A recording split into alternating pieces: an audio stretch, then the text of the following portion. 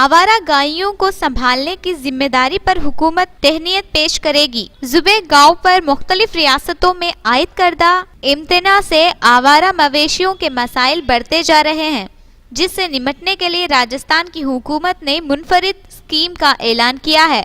आवारा गाय को संभालने की जिम्मेदारी लेने वालों को हुकूमत हर साल यौम आज़ादी और यौम जमहूरिया के मौके पर तहनीत पेश करेगी। हुकूमत की जानिब से तमाम जिले कलेक्ट्रेट्स को एक मकतूब जारी किया गया, जिसमें इन्हें हिदायत दी गई कि अतिया दहंदगान, NGOs, समाजी कारकुनों और गाय को चाहने वालों को आवारा मवेशियों को पालने और उनकी जिम्मेदारी लेने के लिए आमादा किया जाए। मकतूब में कहा गया कि ऐसे अफराद को 15 अगस्त और 26 जनवरी के मौके पर तहनीत पेश की जाएगी। डायरेक्टरेट ऑफ गोपालन रियासती हुकूमत से ये मकतूब जारी किया गया मवेशियों के तहफ़्फ़ुज़, तहकीक और अफजाइश के लिए कायम किया गया है। डायरेक्टर महकमे गोपालन विश्राम मीना ने कहा कि इस तस्वीर को पेश करने का मकसद अवाम को ताउन हासिल करते हुए गायों का तहफ़्फ़ुज़ करना है। जो कोई आवारा गायों को पालने की जिम्मेदारी कबूल करेगा,